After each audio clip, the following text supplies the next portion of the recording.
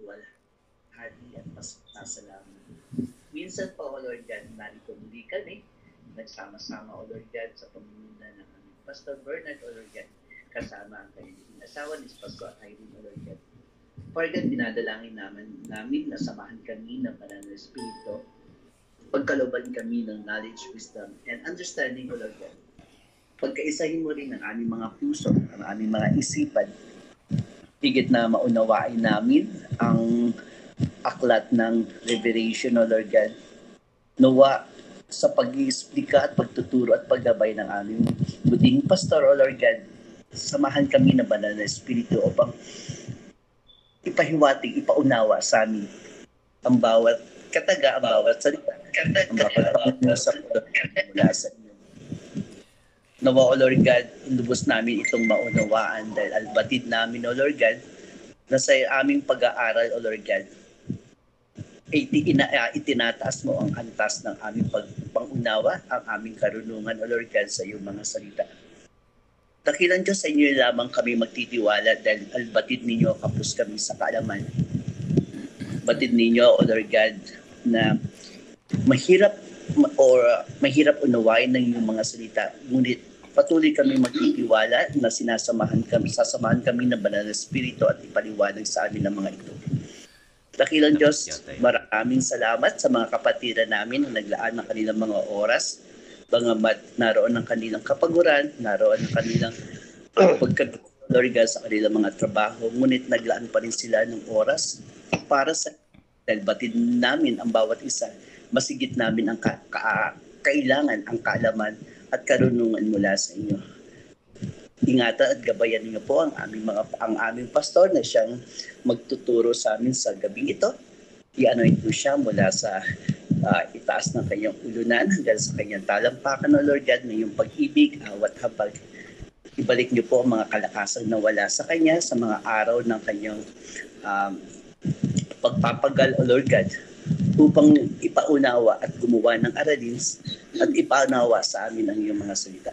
Muli, O Lord God, sa pagsama ng banal na Espiritu sa amin, itataas namin ang iyong dakilang pangalan sa aming pagtatapos at magtatapos kami ng may tagumpay.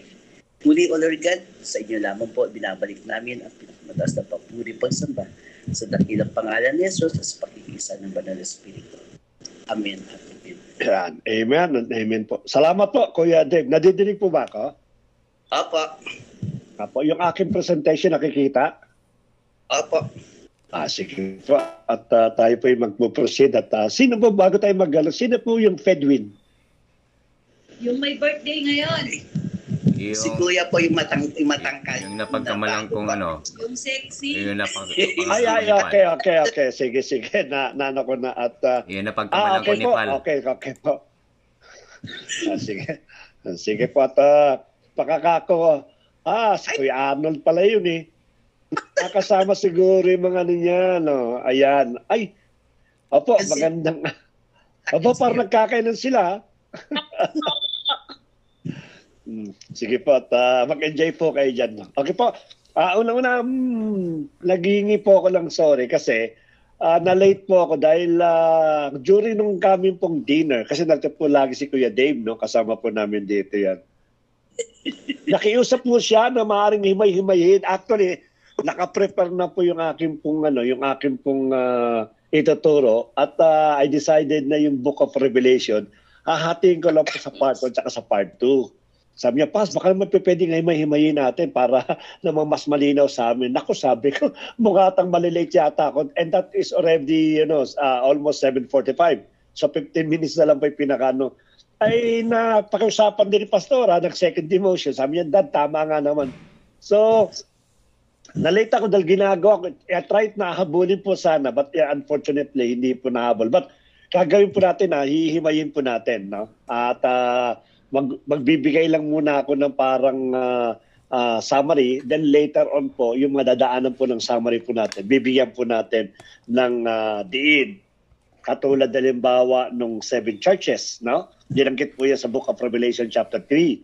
Yung pong 7 seal, 7 bowls, 7 yung pong ating Panginoon nagbukas po noon sa kamay ng ating Diyos, no? Diyos Ama, no? Yan, ihimayin po natin. But it will be later on siguro. Most probably, sabi nga ng pakiusap, alam mo naman, nakikinig naman tayo, gawin natin 4 na part para mas mabigyan natin ng detalye yung Book of Revelation. Sabi nga nung aking anak na naituro na po ito, but definitely, napaka parang mababaw ang pinakaturo po. But since na everyone is considered ng future na leader, mga mahuhusay na leader po ng iglesyang ito, so as well as na panggana po natin yung suggestion ng dalawa, sapagkat 2 against 1 po, nanalo po si Pastora at si Kuya Dave, ay hihimayin po natin.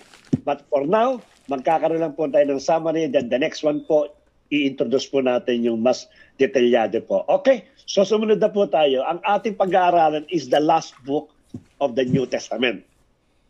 Napakahalaga po nito kasi po, dito po kasi it pertains about yung 3 dispensation, the past, the present, and the future. So kung titingnan po natin, ang Book of Revelation is something like a conclusive letter or book that represent the Old Testament, the church today, and what will be the future, yung plano ng Diyos. Kaya maganda po talaga po ito. Kasi kung titingnan po natin, we almost read the entire Bible by means of the Book of Revelation kasi napakadami po mga references po dyan. Ezekiel, Daniel, yung pong sa 4 Gospel, yung sa Book of Acts, andyan po lahat po yan, yung historical po ng church. So napakalaga po na mapag-aralan po ito. Kaya nga, if we try, or if we mention the Book of Revelation, 2 lang daw po yung nagiging reaction dyan. Either na ma-excite po tayo, or matakot po tayo.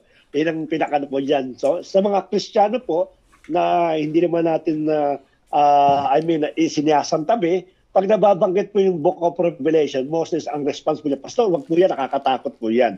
Sa ibang Kristiyano naman, pag nabanggit naman yung Book of Revelation, nai-excite. So I don't know kung anong feeling po ng bawat isa nakasama natin dito, if they're really excited to hear the prophetic book, the only book in the Bible that is really prophesy the complete timetable ng ating pong Panginoon. Sa iba po, of course, may mga alam natin man, may mga parusa po dyan na siya pong kinakatakutan po. Again, ang ating libro ngayon is a Book of Revelation. After these things, natapos na po natin yung synopsis ng the entire Bible po from the Old Testament to the New Testament. Let us proceed. Sinabi ko na po kung ano po yung ating pong topic. It is the Book of Revelation. Of course, yung summary po, lalaktawan po natin sapagkat pinapagalitan tayo ni Pastora. Bisa kumakain daw po ng maraming oras. Babalik na lang po natin doon, o ilalagay na lang po natin doon sa 27th book. So as you can see, napakarami ng theme, God's sovereign, Christ's return, God's faithful people, judgment, at yung hope.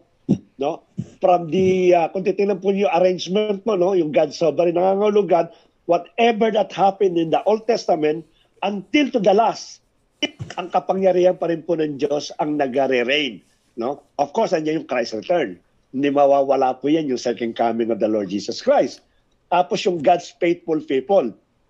Yung hindi na po ito pertaining about the church, about those remnant, yung mga remnant na bunga ng kanilang pananampalataya that they completely rejected the Antichrist and they remain faithful. Ito yung binabanggit po dyan. They will cry out sa ating po Panginoon. Of course, the last po is the judgment. Sapagkat meron pong judgment po. At hindi lang po judgment. Of course, kung meron judgment, definitely there is also hope. Yan po ang magiging tema ng Book of Revelation na pag-aaralan po natin. The title of the book is the Book of Revelation. It is a prophecy. Nag-iisa lang po ito, prophetic from the servant of the Lord Jesus Christ. May alamin din po natin kung sino po yun. Ano po yung mga famous verses in the Book of Revelation? Bibilisan ko din po para mas marami tayong maitackle, sabi po dyan sa Revelation 1:20, ginagamit po ito sa evangelism. Behold, I stand at the door and knock. If anyone hears my voice and opens the door, I will come into him and eat with him and he with me. Yun po yung sabi ng ating Panginoon sa lahat po na magre-respond sa Kanya. Revelation chapter 5 verse 12, saying with a loud voice, Worthy is the Lamb who was slain to receive power and wealth and wisdom and might and honor and glory and blessings. To be honest po, just a pasinag. Pasinag pa sa pinag-aaralan po natin. Mama, just give me also a caution kung Sister Dorothy po mag-join kasi in-invite ko po siya eh. Baka niya dyan po Sister Dorothy. Na Revelation chapter. Okay. Revelation chapter saying that yung pong word is the Lamb. To be honest po, when you are reading the book of Revelation from chapter 1 up to chapter 22, no, bagamat binabanggit mo dyan that there is one entity that's sitting on the throne, but mostly po, ito pong book of Revelation, kaya nga ang tawag nila dyan the revelation of the Lord Jesus Christ. You will read a lot of a concern, a lot of subject and topic about the Lord Jesus Christ. It is not the Father. No, ang pinakaparang kuntutin po natin dito, ang eksena po ng Book of Revelation, ang pinakabida rito, yung pong Lamb, yung pong Lion of Judah. Yan ang madalas na pinag-uusapan po dito sa Book of Revelation. So, kaya po, pertaining po doon sa mga oneness, they use the Book of Revelation in order to establish their faith. Na yun daw Ama, ang ating Panginoong Kristo, ang banal na Espiritu daw po, ang ating Panginoong Kristo. Kaya kung tawagin po sila oneness, nangangahulugan po in a different dispensation, in a different time, nagpapalit-palit lang po yan. During the panahon po ng Old Testament, ang Ama po doon, ang tawag lang Ama, but the personal name is the Lord Jesus Christ. Pagdating daw po sa New Testament, nag-reveal na siya kung anong pangalan niya, and that is the Lord Jesus Christ. Ngayon, nung sinugo daw po yung Holy Spirit, ang sabi daw po nila is, He just only turned out na ang ating Panginoon sa Kristo din yon, kaya alam niya yung pinaka-nangyayari sa mundo, sapagkat naranasan niya po sa mundo na manirahan, ang ating Panginoon sa Kristo daw po yon. At na-establish nga yun because of the Book of Revelation. Because ang pinaka-sentro po kasi ng Revelation is about the Lord Jesus Christ. Yan ang pinaka-napudan. But definitely we, the Trinitarian, believe na nagbabago po ito. It might be during that time, no, yung pong entity, it become one. And since napangalan po the Lord Jesus Christ, yun po yung madalas na lumalabas. Actually, hindi naman Jesus Christ no? Yung mga title po niya, yung Lamb of Judah, yung The Lamb that was offered, yung Lion of Judah, andyan din po yan, yung pong Son of Man na ginagamit po dito. So again, ayun po yung Revelation chapter 5 verse 12. And 14 and 7, no? And he said with a loud voice, fear God and give him glory, because the hour of his judgment has come, and worship him who made heaven and earth, the sea and the springs of water. Sa muna pong verse, chapter 3, verse 15 to 16, I know your works. Alam na po ito kung sino pinag-uusapan dito, no? I know your works. You are either cold nor hot. Would that we're either cold or hot. So because you are lukewarm, neither hot, neither cold, I will spit you out of my mouth. Ninagamit po nila ito sa mga presentation po ng mga nanlalamig sa ating pong Panginoon. Then later on, paliliwanag din po natin po yan. Revelation 3:19. Those whom I love, I reprove, or I rebuke sa ibang translation. I discipline. So be zealous and repent. Maliwanag po dito, it is a warning ng ating pong Panginoon. Yung mahal daw po niya, pinapalo po niya. Hindi po siya konsentidor na magulang, na ama. No?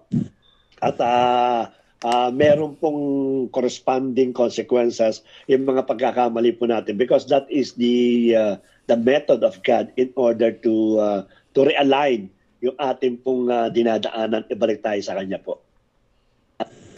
Revelation 7:9-10, after this I looked and behold a great multitude that no one could number. Hindi raw po mabilang. I don't know kung may bibigay na figure itong literally na number na figure, no? Hindi raw mabilang From every nation, from all tribes and people and languages, in standing before the throne and before the Lamb. Again, nabanggit mo yung Lamb. Clothed in white robes with palm branches in their hands, and crying out with a loud voice, salvations belong to our God who sits on the throne and to the Lamb. Now, binabanggit ulit.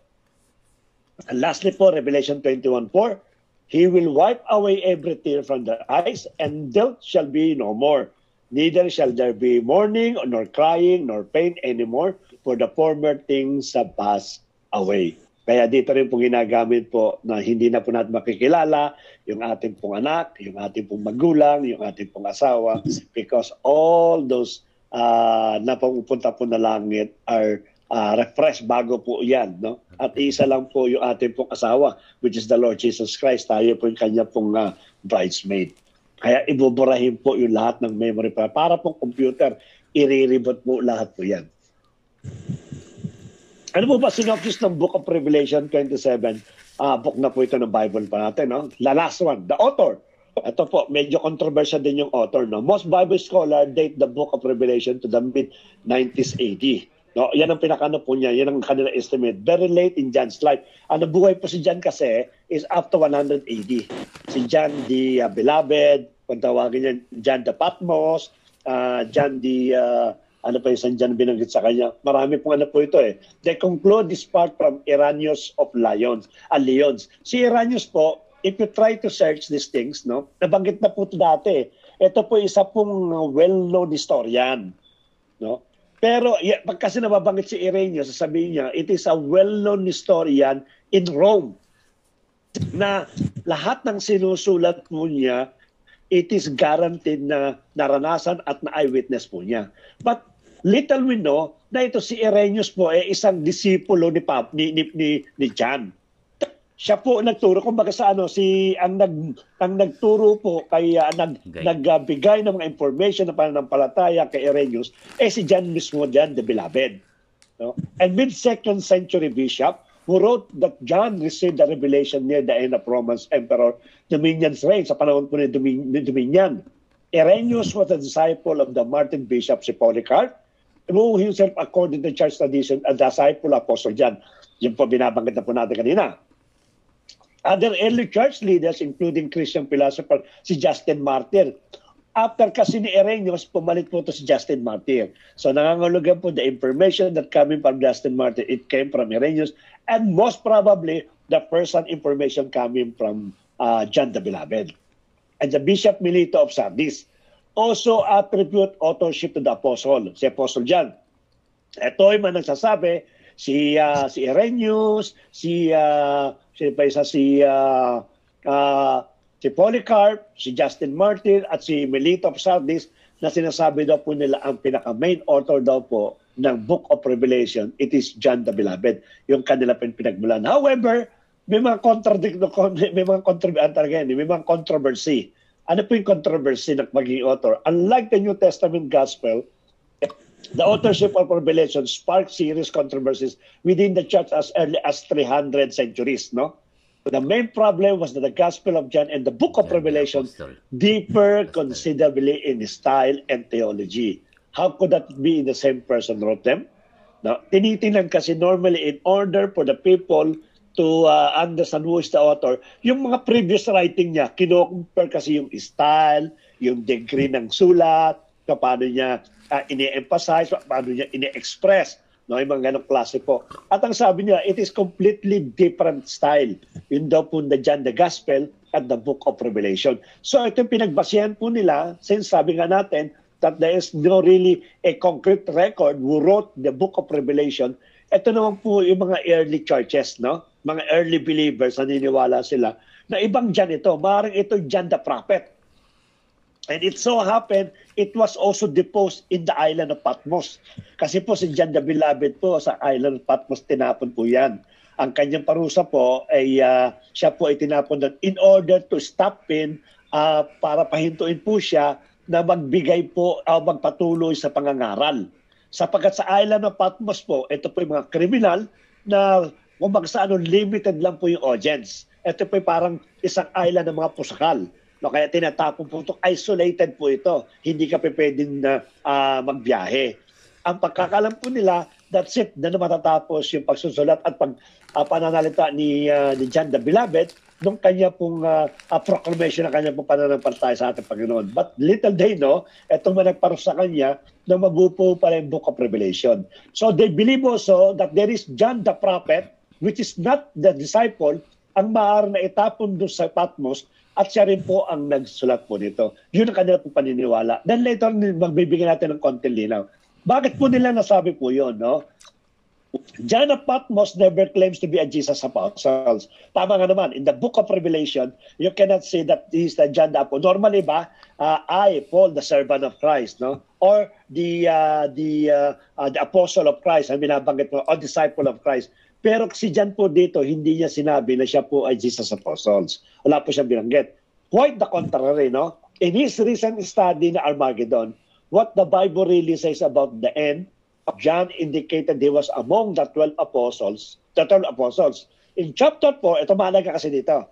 In chapter 4, John witnessed the vision of 24 elders. Ito maganda rin to, may didiscuss din po natin. No?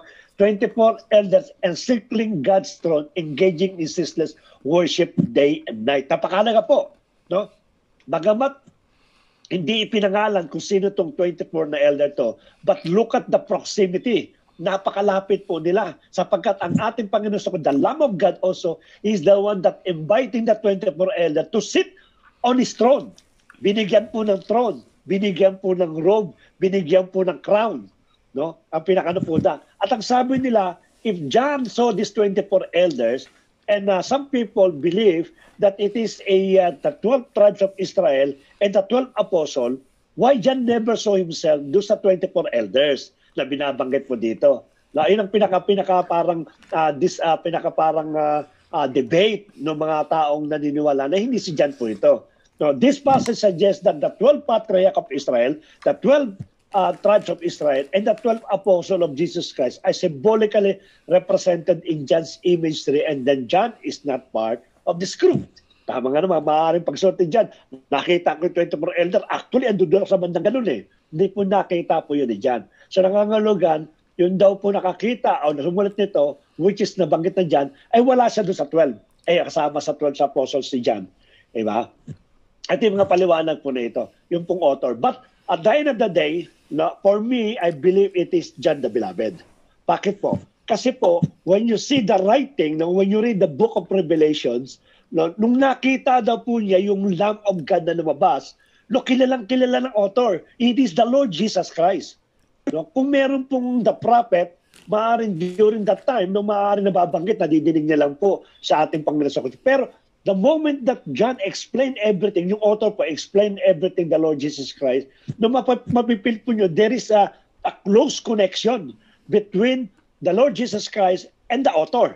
At alam po natin yung pagka may close connection po yan. And that is John the Beloved. Siya po mismo nakakalam. Among the 12 na apostle po ng ating Panginoon, it is John na talagang malapit sa ating Panginoon. Where in fact, the truth is that it is John who trusted the Lord Jesus Christ, yung kanyang mother na si Mary, na hindi sa iba kundi kay John. Sapagkat kilalang-kilala po ni John ang ating Panginoon. At the same time, ang ating Panginoon, kilalang-kilala din po ng ating, na kalakala po niya si John. Whoever, no? Ito is si John the Prophet, John the, o sino man John po ito, o John the Apostles, and definitely for me, it is most nearest na magiging author po ito is John the Beloved. Okay? Let us proceed. Ito, sino po si John the Beloved? Sabi ni Pastora, wag na ano yan, dalam discuss na. So, dadaanan ko na rin po. Yan. Si John po, yung Beloved, sapagkat ay, ito na po yung na-discuss na natin, no? Nung nakaraan pang 1 John, 2 John, 3 John, itong the book of John. So, bilisan lang po natin. Theological team. No, aside from the team na binanggit po natin, there is a theology, Babylon. No, nababanggit po dito. Ano po ba yung Babylon? Kala natin ang Babylon, it is a form or it is a great nation na pinununuan po ni Nebuchadnezzar. Pero malaki po symbolically ang meaning po ng Babylon. Now, when you heard the word na Babylon, na una po pumapasok natin, yan kay Nebuchadnezzar. But did you know that Babylon represent the finest evil, no, na nagsisimbolize po ng pinakamalaki pong kasalanan o pagiging arrogante, no? Babylon is the name given to the war that personifies the arrogance, opulence, and violence of the world's ruling power. Siyempre binanggit po yun. The traits of Babylon resemble those of ancient Rome. Pareho sila ng Rome, no? The only difference during that time, you know, Babylon sometimes it is a symbolize also the ultimate sin, the ultimate deception, which is sometimes inahambing po yan kay Satan, no?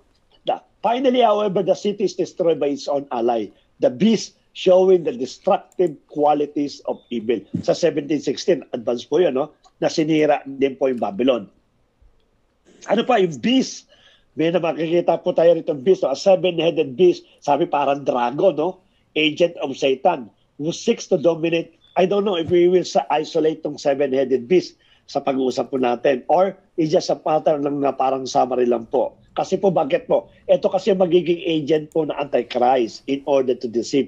This seven-headed beast, he has the authority and power na ipakikita po. Seeks to dominate the earth by violence and economic control. No? The beast becomes the object of false worship, and it is a counterpart to Christ the Lamb. No, para siya sa ating Panginoon sa Kristo, who brings redemption and true worship. The beast is overthrown in the final great battle and thrown into the lake of fire for eternity. And that is the final war, which is the Armageddon. Conquering. Revelation recognized that evil powers conquer by killing and oppressing people. Kaya po gagawin the book of Revelation. Kaya napakadami pong mamamatay during the time of Revelation. No? Halos ang sabi daw po dyan, yun daw pong dugo, aabot daw po yun halos sa bewang. No? Literally or symbolically, but for me, it will reach. Ganun daw po. Kasi kung titingnan po natin, nagbaba sa Pilipinas ng ilang mga malakas na bagyo, no? Ito po napakadami. Sa dami ng mamamatay, ganun daw po mangyayari. I-describe yung pong mangyayari. Christ, however, conquers by overcoming evil through His own sacrifice, self-sacrifice. The followers of Jesus are called to conquer by the remaining faithful to Him and to resist the forces of evil. Yan.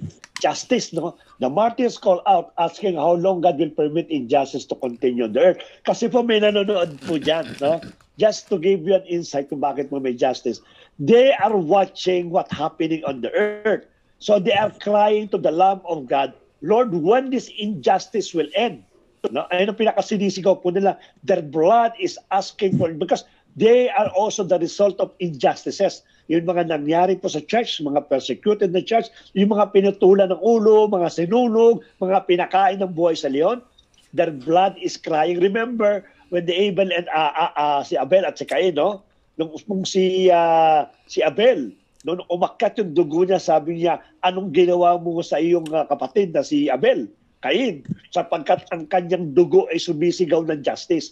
So ganun po mangyayari po dito. Hindi lang si Abel, but those martyred, no, died because of the Lord Jesus Christ, they will cry, Lord, when this injustice will end?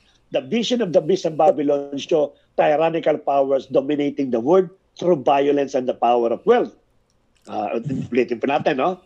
That it is dominating by the violence and the power of, most probably po yan, it is the power of wealth. Kaya be watchful for those people that is considering wealthiest people in the world. Sapagkat may kinalaman po yan sa mga darating na Antichrist, no? Yung kanila pong mga na dinidiscover, yung kanila pong mga product, it is a preparation for the coming of the Antichrist. So let us be careful sa mga pinagamit po natin. God sends plagues that are designed to move the ungodly to repent. And God finally destroyed the powers that rule in the world, bringing liberation for those who are oppressed, which is in Revelation chapter 19. Now, despite of God's punishment, these people, katulad ng pero, nang matigas yung kanila pong puso. The nation, the Revelation speaks of a nation. Hindi ko na po basahin. Ang nation po, there will be a judgment between the righteous nations and the unrighteous nations. Kaya nga sabi ng ating Panginoon, blessed is the nations who are saying blessing sa bansang Israel. Na sapagkat they will consider later on these things. Kaya po kung nagtataka kayo, minsan sa mga prayer request po natin o sa mga prayer po natin, lumalabas yung bansang Israel. Because ang sabi ng ating Panginoon, mapalad daw po yung mga bansa, yung mga tao na nalangin sa kanya pong bayang Israel. At kung sino man po ang kakalaban sa Israel, they will consider a goat. Later on, isi-separate po ng Lord po yan. Ang tawag po dyan is the judgment of the nations. Hahatulan po ng Diyos ang bansa, hindi individual, kundi country by country. Yan po pagdating ng ating Panginoon before the start of millennial reign, He will judge the nations.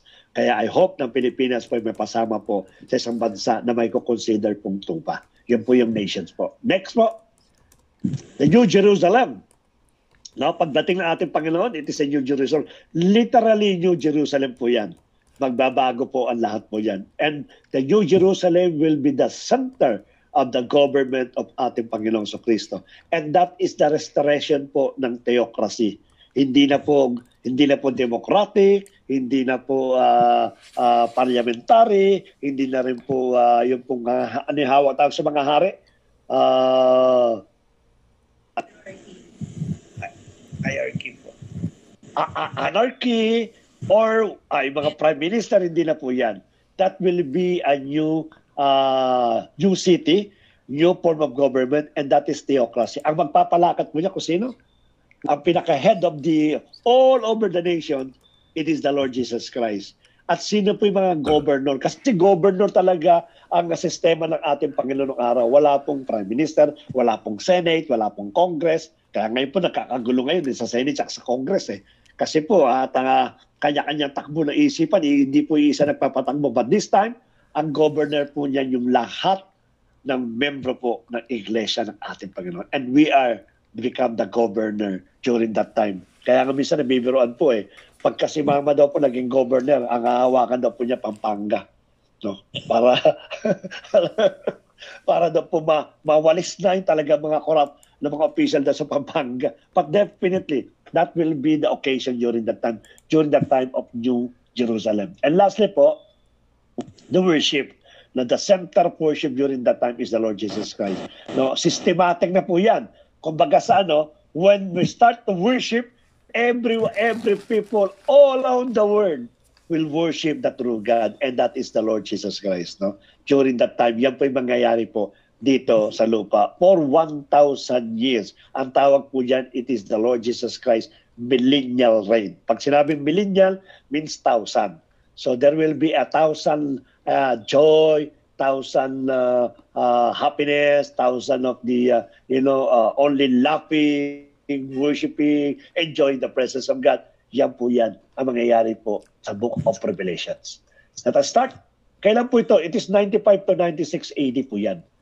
The Book of Revelation was written sometimes around 96 AD, no?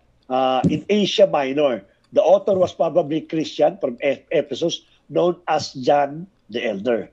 So nangyari po yan noong 96 noong sulat po. While some scholars propose an earlier date of 60s AD, this view is less common with the evidence of the traditional 95 to 96 AD being considered extremely strong. Sapagkat nung sinulat po ito, wala na po dito si Emperor Nero. Patay na po sa hindi po definite. Sapagkat 60s po, it is the time of Emperor Nero. So most probably 95 to 96, ganun lang po tatakbo po yung date na yan. Ayan na. Sa introduction po tayo, no? In the opening paragraph, the author identifies himself as John.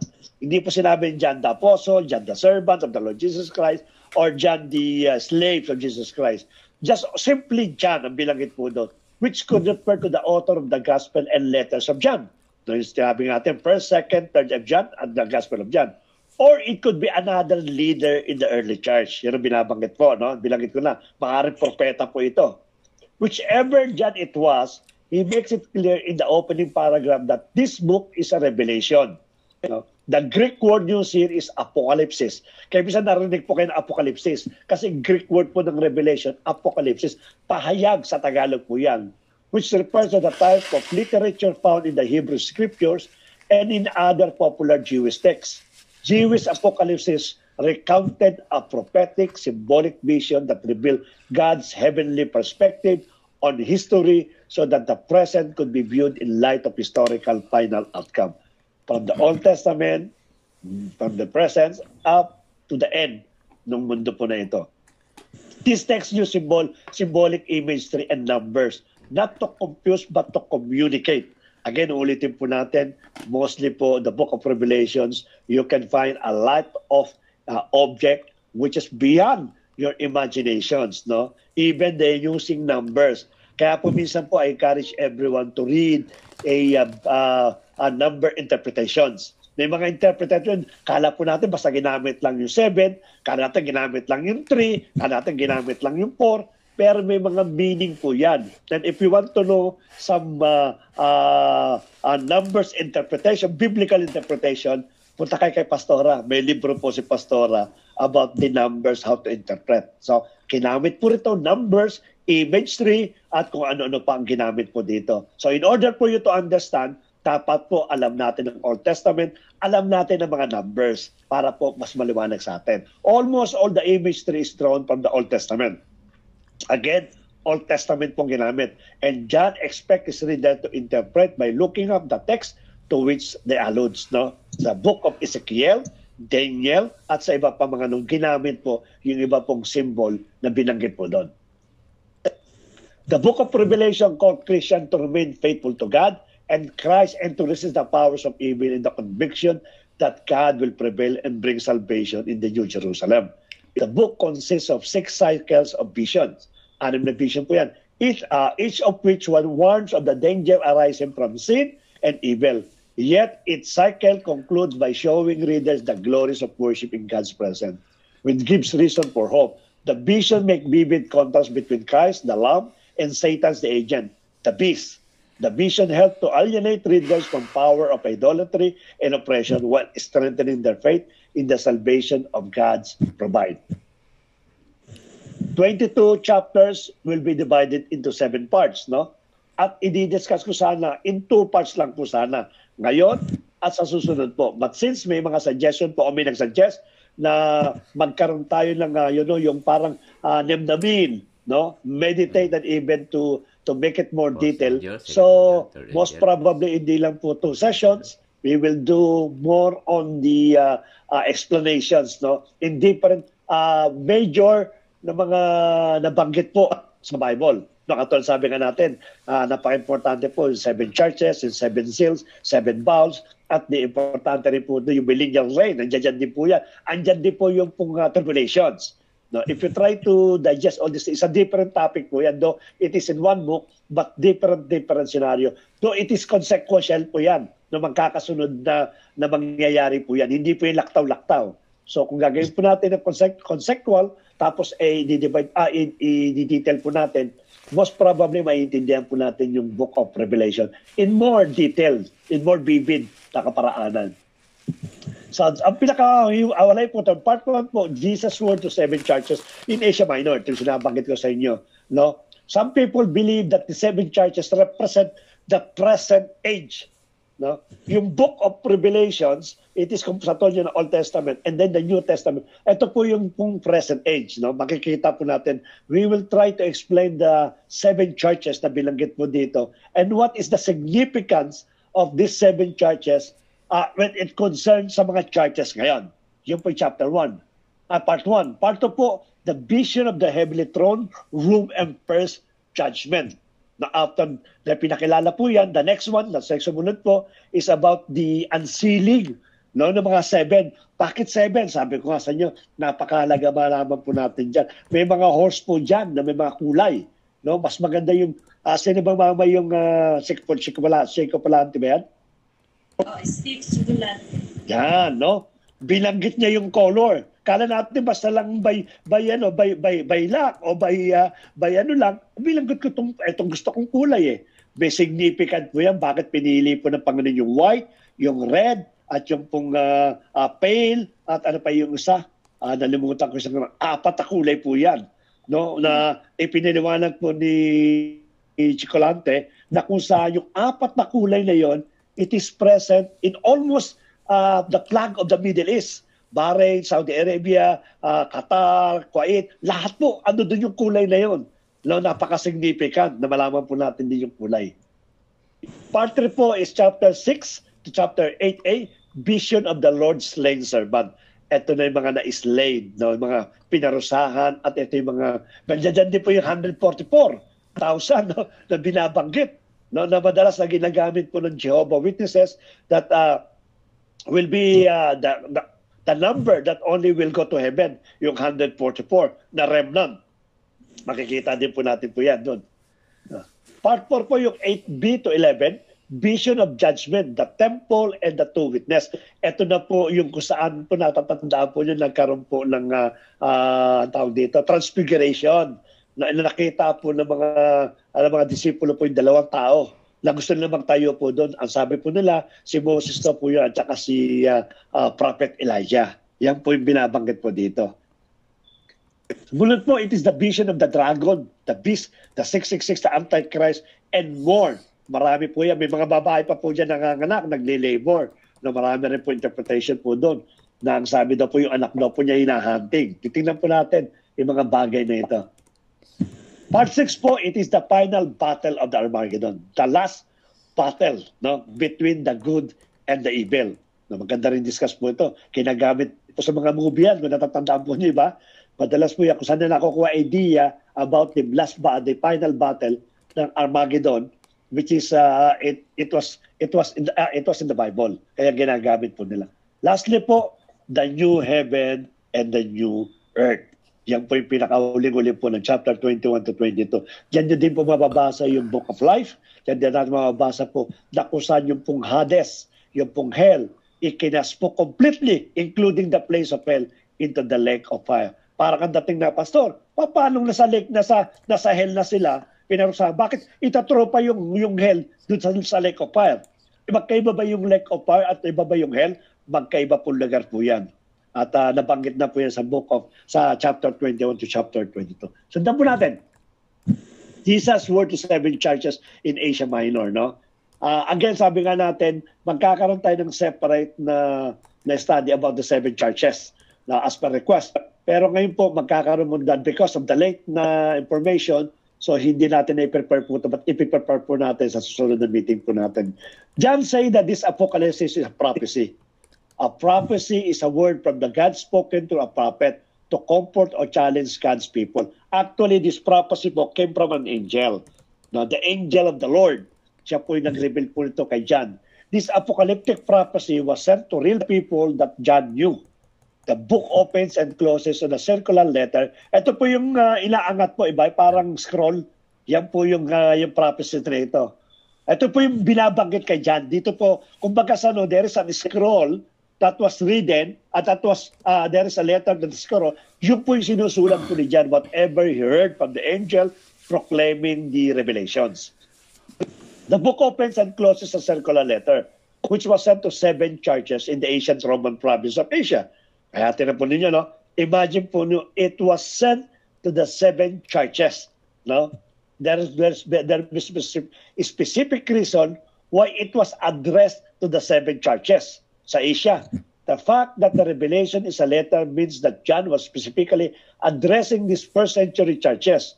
While this book has a lot to say to Christians of later generation, its meaning must first be anchored in the historical context of John's times and place.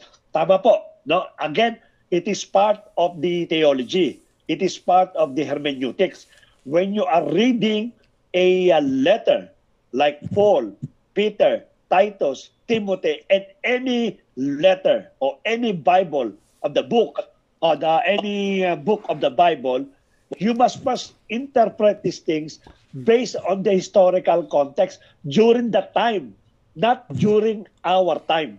Kasi magkakaroon po tayo ng problema po dyan. Katulad halimbawa po, babanggitin ko na po na isa, no? Maaaring nga, para po magkaroon tayo ng konting linaw because we are now trying to understand the book of Revelation not in our present contextual na issue. Oras magkakaroon tayo talaga ng problema. Because when you are reading doon sa binanggit ni Pablo na don't allow the woman to preach, no, immediately mag-jump ka. Kita mo lang, ang linaw-linaw na eh. Bakit pinagtuturo niyo pa yung mga babae? Ang linaw na nga binanggit ni Pablo.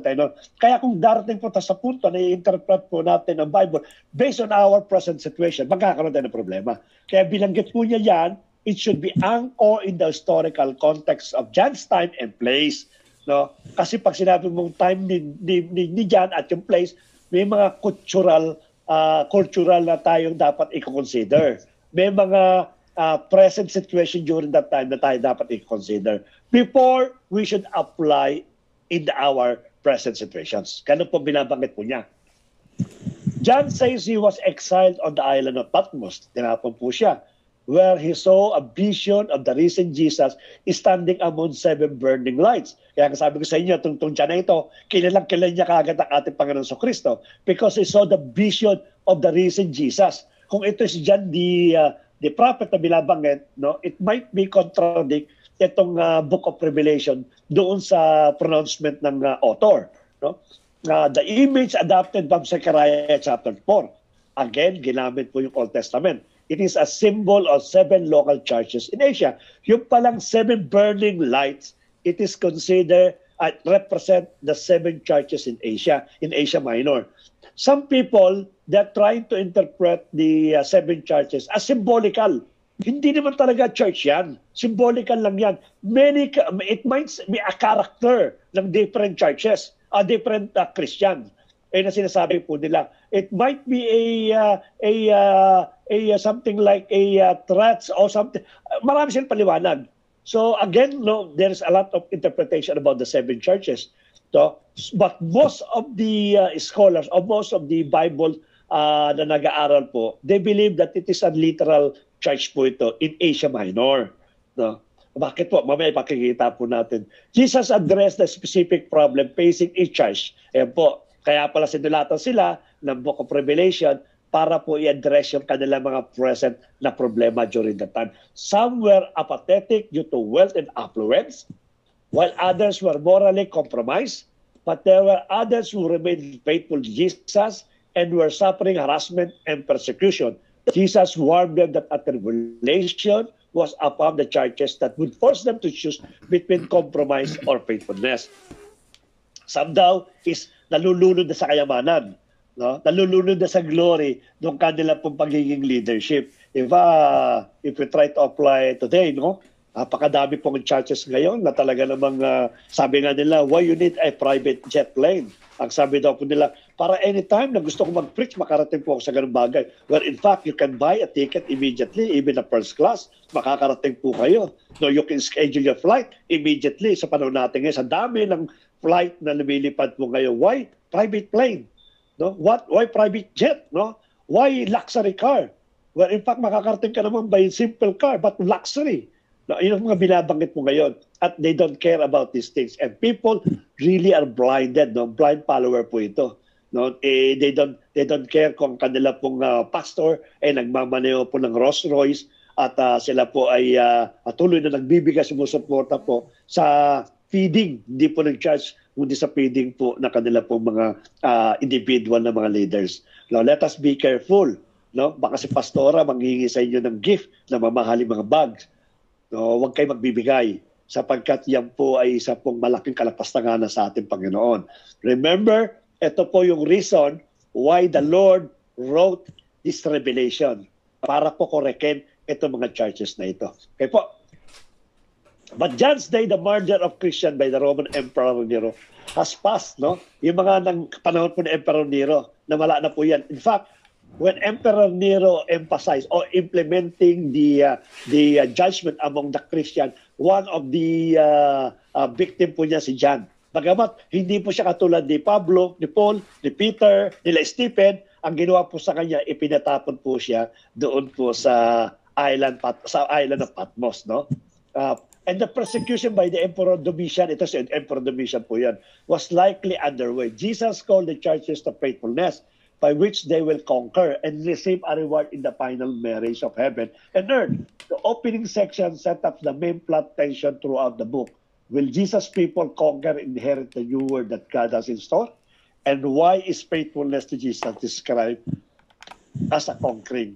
No, because they know that these 7 churches will experience a tremendous persecution, pressure sa panibago pong emperor na si Domitian. Yun po kaya sumulat na po siya in order to encourage these 7 churches. Sa part 2 po, no? Again, ulitin po natin, doon sa part 1 po, andun po yung 7 churches. No?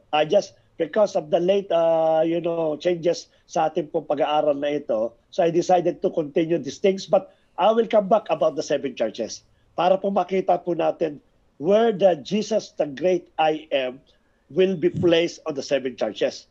And what are the lacking in the Jesus, the great I am, based doon sa mga character ng mga church na ipoportray po natin sa ating pong next time study. Sapagkat mapakalaga po nito. No? There is a warning for every churches na ginawa po ng Lamb in order... Opo, kayo man eh. Philadelphia. Church. Opo, marami po yan eh. Philadelphia, Ephesus, Smyrna. At yung medyo naangkop tayo doon sa Philadelphia Church. as a Christian. Ayan. Sabi daw, Jesus the Great I Am, para daw na yung sa Philadelphia. Mamaya, sa susunod na pag-aaral, nalaman po natin po yan. Kung tayo ba ay Philadelphia, Smyrna, tayo ba ay Ephesus, tingnan po natin sa susunod na pag-aaral po natin. So, after po nung letter to the 7 churches, dumating na po yung throne room and first judgment. Ito na po yon. Nagkaroon po ng judgment na kung saan ipinakita po ng ating Panginoon what will happen. John's next vision is God's heavenly throne room, described with imagery from the Old Testament, prophetic books. Around God are creatures and elders, representing all creation and human nations, who are giving honor and allegiance to the one true God. In God's hand is a scroll with 7 wax seals, symbolizing the scroll of the Old Testament prophet and Daniel's vision. The message was about how God's kingdom would come on earth as in heaven. After presenting the 7 churches, ipinakita ngayon nitong Book of Revelation, what will happen to you if you don't repent? Ito sinasabi po doon. Na ipinakita ka agad yung judgment ng ating Panginoon. There is a man, there is an entity that's sitting on the throne holding the 7 wax seals. Na hawak-hawak po niya. But no one dare to open what is the 7 wax seals. Sapagkat no one is worthy to open the 7 wax seals.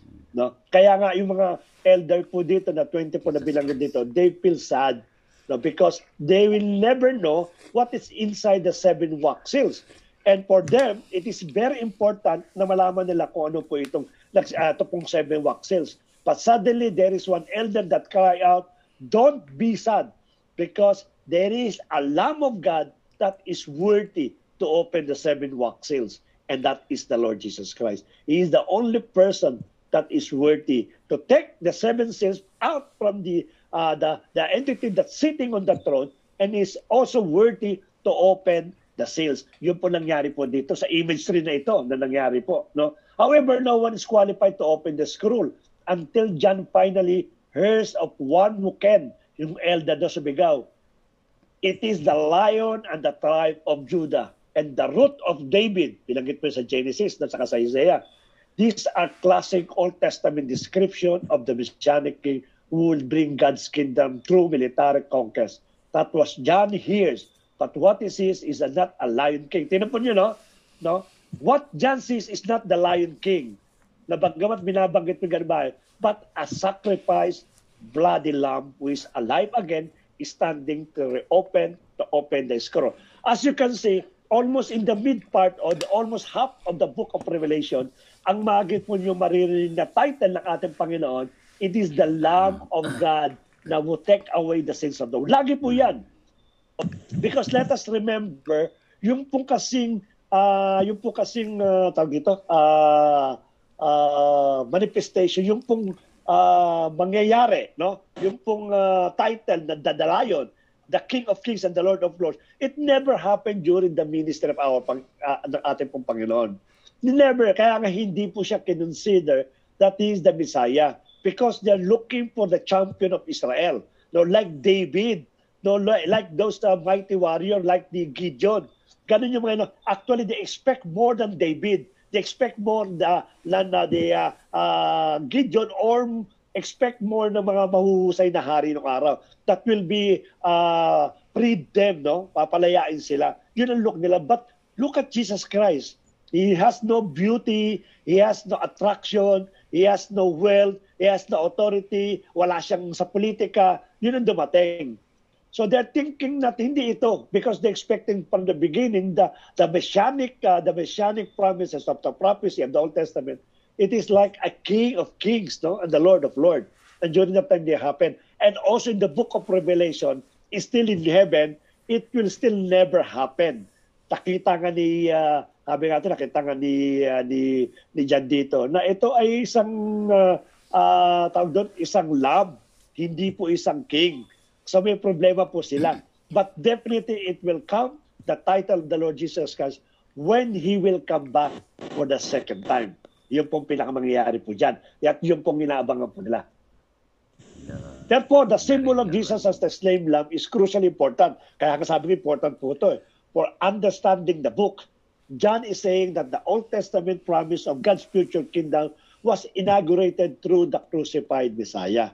No, nag-cater po sila not the king, but a crucified Messiah. Jesus died for his enemies as the true Passover lamb so that the others could be redeemed. His death on the cross was his enthronement and his conquering of evil. The vision concludes with the Lamb alongside the one on the throne, and together they are worshipped as the one true Creator and Redeemer. The slain Lamb that begins to open the scroll symbol of divine authority to guide the history to its conclusions. This brings us to the next section of the book with 3 cycles of sevens. No? Tatapusin ko lang po dito sa part 2. Sapagkat part 7 po yan, then magkakaroon tayo question and answer. Then we will go deeper po. No? Sapagkat dito bilanggit na po yung 7 seals, 7 trumpets, and 7 bowls. No? Magkakaiba po yan. No? At ang nangyayari po niyan, sunod-sunod po yan. It is not titigil muna, tapos ito pa, di po. No, 7 seals, ito po yung laman ng 7 wax na sinasabi. No? Yung hawak-hawak daw po ng Diyos Ama that no one can open. So nung ginawakan daw po yun ng Lamb of God, itong 7 wax, ino-open po niya, it contains 3 sevens. 3 7 po yan. 7 seals, 7 trumpets, and 7 bowls. And each these sevens, no, one after another. After po ng 7 seals, it become the first trumpet, up to 7 trumpet. After po ng 7 trumpet, it becomes first bowls up to the 7 bowls. Each cycle depicts God's kingdom in injustice coming on earth as in heaven. Some people think these 3 sets of 7 divine judgment represent a literal linear sequence of events that happened in the past or present or will happen when Jesus returns. Sabi na po na, yung tatlo, it represent past, present, and future. Hindi po ganun po yan. No, it will happen. Kaya kapag sinabi natin 7 seals, it happened before. Yung 7 trumpets, it happened right now. At yung 7 bowls, which is the ultimate punishment of God, ang tawagin na po yan is the day of the Lord. Kaya po yung nagbabanggit ng day of the Lord. Kala po na simple po yun. Pag sinabi po ng the day of the Lord, it means it's time for the Lord Jesus Christ, yung time of reckoning. No, yung pong time ng kanya pong wrath. Gumamit po ang ating Panginoon ng wrath mo dyan. Galit ang ginamit ng Panginoon. No? Kaya pag sinabi natin day of the Lord, that is the wrath of the Lord Jesus Christ. Yung galit po niya. So hindi po yan. Mangyayari po sunod-sunod. No? Notice however that John wove them together. The 7 bowls come out of the 7 trumpet. Yung pong 7 bowls, tanggalin na po 7 trumpet. At yung 7 trumpet, tanggalin na po sa 7 seals. And the 7 trumpets emerge from the 7 seal. Sunod-sunod po yan. They're like nesting dolls, each 7 containing the next 7. And each series culminates in the final judgment, all with matching conclusion. Because of this, it is more likely that John is using each sets of 7 to depict 3 distinct perspectives of the same period of time after Jesus' resurrections. Sunod na po natin yung part 3. No? Danap natin paputulin in order to wait that just, nawala. Nawala po yung aking slide? Opo. Doon po natin puputulin sa part 3 sapagkat yung vision po ng legislator, at ilalagay ko lang po dito sa atin po. Nawala po ba tayong moral lesson that will be actually itong question natin, it's not included before. Let me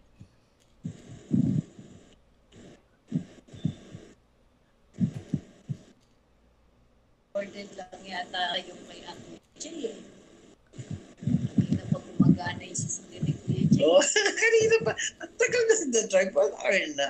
Kuya Jay, masyadong traffic yata dyan. Yan. Sige, at doon muna tatapusin po natin doon sa natapos po ng 7 seals, no sa chapter, up to chapter 8a po yun. And susunod po ay ano po natin. So, let us, actually yung question dito, it is not part of the, it is in chapter 7 eh. So anyway, let us start with the discussion as an advanced ano po ito. Nasa 9 na po kasi tayo, 9 o'clock na po. So let us give way to this question and answer po.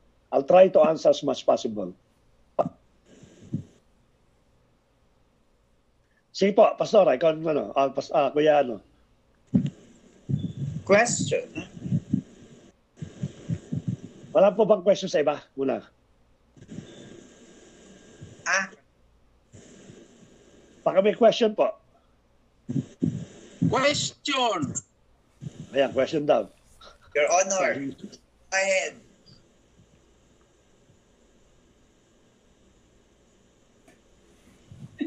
Meron, Kuya Nori? Wala, nag-close ng pa. May nakatype ako. Nakatype daw, may tinap na siya, no? Ito po. Sige, basahin ko po.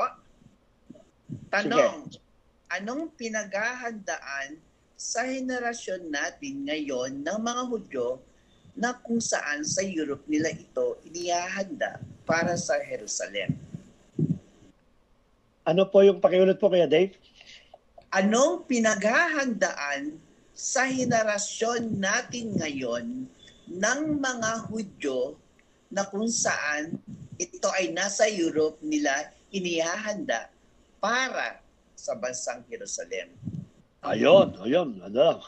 So may nabanggit na dalawang bansa dyan, no? Yung generation natin ngayon na in fact it is as I said na ang timetable daw po ang ating bansang Israel.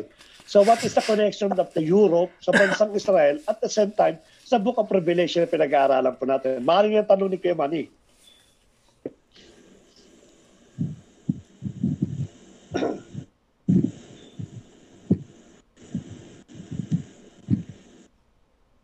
Hindi, pass.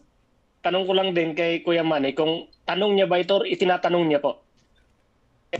At yung tinatanong niya yan. Bali, tanong ko po Tanong ba yan, yan. Kuya Manny? Yes, tanong ko po yan. Tanong.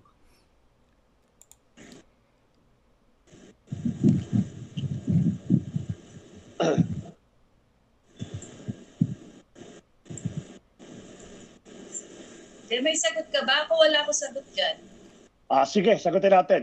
Anyone can answer? May idea ba kayo? Na parang ang tanong ni Kuya Manny, it is in our present generation, anong kinalaman ng Europe? Kasi tama nga naman, no? Anong kinalaman ng Europe dun sa end times? Ganun po ba yun, Kuya Manny? Yes po.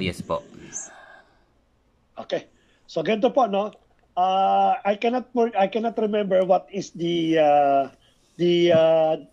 prophecy, no, in the Old Testament. I already answered these things na during that time there will be a great battle, no? And ang purpose ng great battle na ito is to defeat the Israel. Sapagkat yun naman po from the beginning, it is the concept ng ating pong kaaway na si Satan, no, to defeat the chosen nations ng ating pong Panginoon.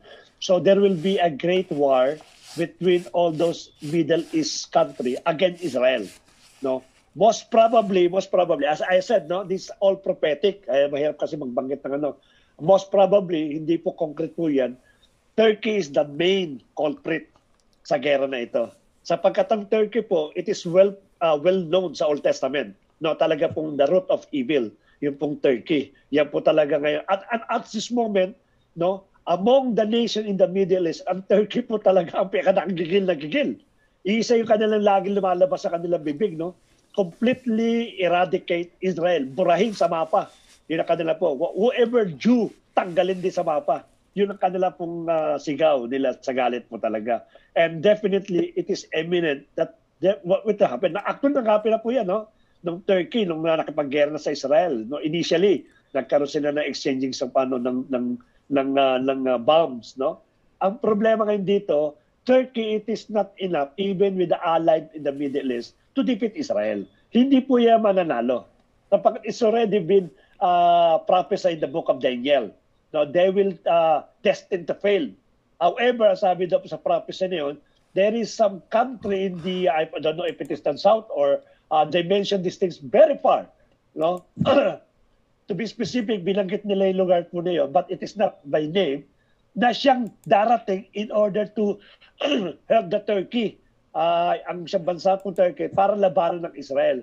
Ang sabi ko nga sa inyo, they immediately pinpointed the place, and you know what is the place already, no? Pinanggit ko na po yan. What is the country?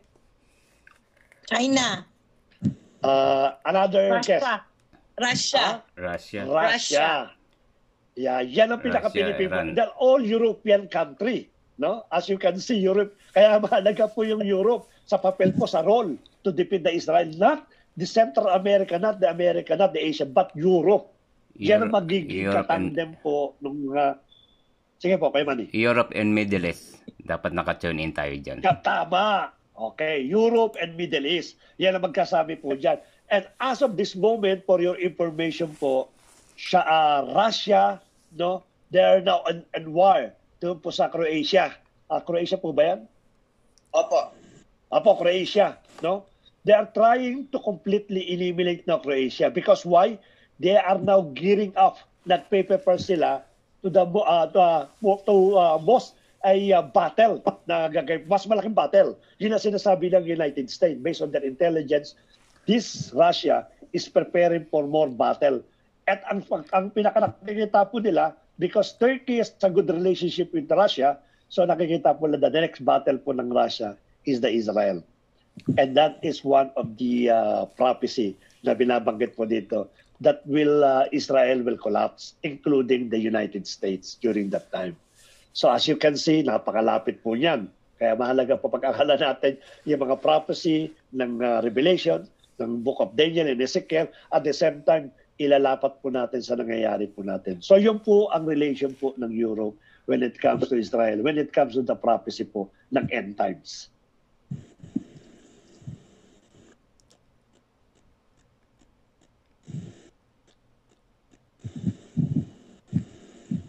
Last question, Pat. Apo, sige.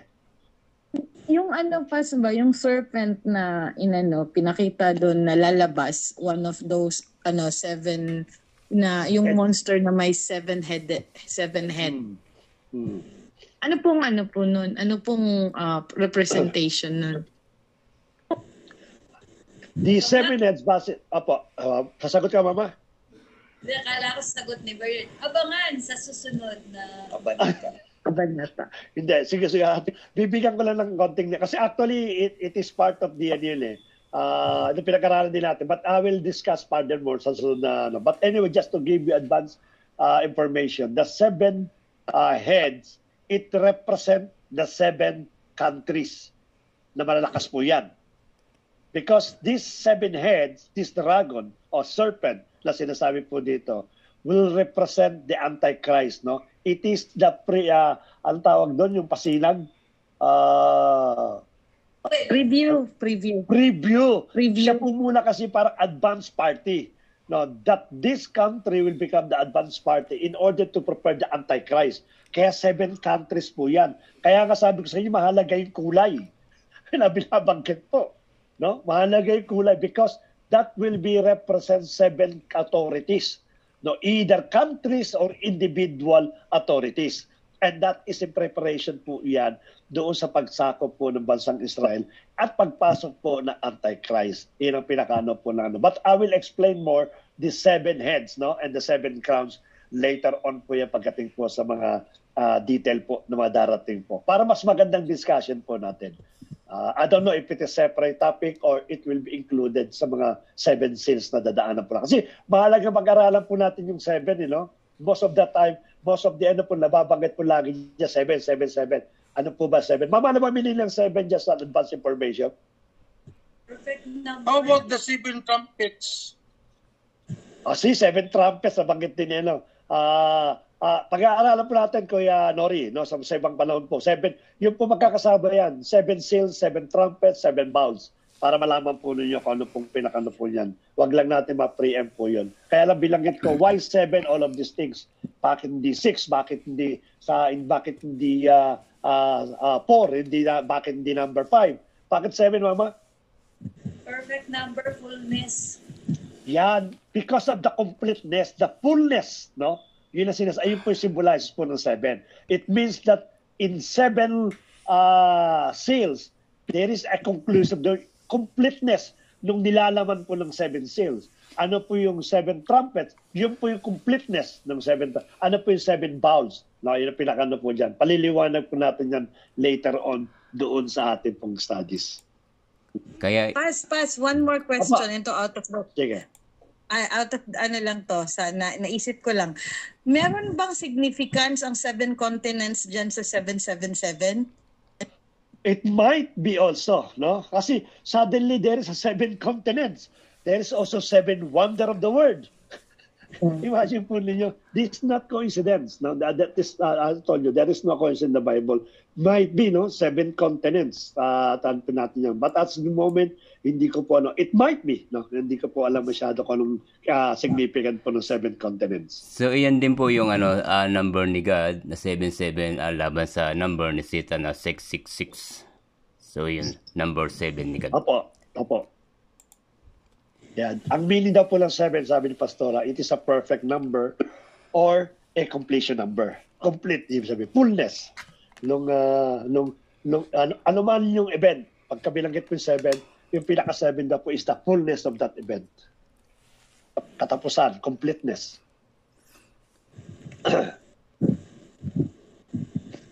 Ako naman po magtatanong, no? Sige. Yan. Sige, Mama. Yan, isa lang naman yan. Yan, Dave, mas malapit ka sa mic. Okay. In Revelation 7:4-8, why the tribe of Dan not included in the 144,000? Hindi ko alam. Sino po nakakilala kay Dan? Isa sa mga kapatid ni Apo. Yan, si Dan. Sino Kuya Dave? Si Dan? Isa sa kapatid po ni Joseph. Yan. Isa sa Kasama po saan? 12 tribes. Yan, kasama si Dan. 12 tribe. At pang-apat yata siya, panlima, no? Sa inanak ng simulado sa panganay. Si Dan Cas. Yan, panlima po si Dan, sa anak po ni Jacob. Yung tinatawag po natin na 12 tribes of Israel o 12 tribes of Jacob. Yun ang pinakanda po dyan. Ngayon, pagdating sa Book of Revelation chapter 7 verse 48, nangolekta daw po dyan ng mga 12,000 na each. Ito yung sabi natin na tatataka sa selyuhan upang hindi mapahamak during that time of the sharing the Word of God or sharing the gospel o sharing the salvations. Hindi raw po sila ma-harm sapagkat katulad ng ginawa po kay Cain na nilagyan po ng level ng Panginoon sa noo, yan din daw gagawin dito sa 144. So out of 144, bilanggit na po dyan kung saan manggagaling. 12,000 kay Reuben, 12,000 kay Gad, 12,000 kay Joseph, kay Manasseh. Bilanggit po yan. Bakit ang tanong ngayon, bakit hindi isinama yung angka ni Dan sa 12,000? Pero yung 144 is 12 times 12, di ba? 12,000 times 12,000, it means 12,000 times 12 is 144,000 po yun. Bakit walang 12,000 na lipi na magagaling kay Dan? Sapagkat ang sabi daw po, okay, sige, sino po sagot? Joseph. Dalawang portion ng anak ni Joseph. Si Manasseh. Tama, si Joseph at si Manasseh. Ayun. Okay. Ay, bakit na? Bakit po? Bakit? Baka may idea kayo. Sige, baka may idea yung mga scholar natin, Mama. Tsaka Kuya Dave, baka may alam sila. Usually, Pas, ano lang naman ang always reason yan? It's either idolatry or greed. Yan, no? Idolatry or greed. But ang problema kasi, Ate Rona, if you try to mention idolatry, isn't it the other tribes, they practice also idolatry? Baka yung mga cultural past, 'di ba dun sa sa Genesis yung napag-aralan natin yung 'di ba nung sa Shekinah glory yung tent pa lang yung nila, yung kanilang yung worship place is tent pa lang. 'Di ba yun yung Kasi yung mga cultural yung tabernacle yung tent. Kasi 'di ba meron na silang mga sariling mga religious belief, na mga cultural belief na ginagawa. Okay. So, yun lang po yung ko pa. Pero tama, may puntos din po din because of the idolatry. But the question is, during that time of different kings, no, especially because may divided kingdom tayo. Let us remember, it is the The other one, it is from the south and from the north. No, Northern Kingdom, kung tawagin daw yung Israel, which is composed of the 10 tribes ng Israel. Kasama rin si Dan. But among the tribes, they are also practicing idolatry. No, mga hari nila because they become one kingdom. So nangangulugan lahat ng 10 tribes, if they practice the one tribe, they practice the whole tribes of the idolatry. Why Dan excluded in the 144,000? It's Jewish tradition, Pastor. Ano pong Jewish tradition, Kuya Nori?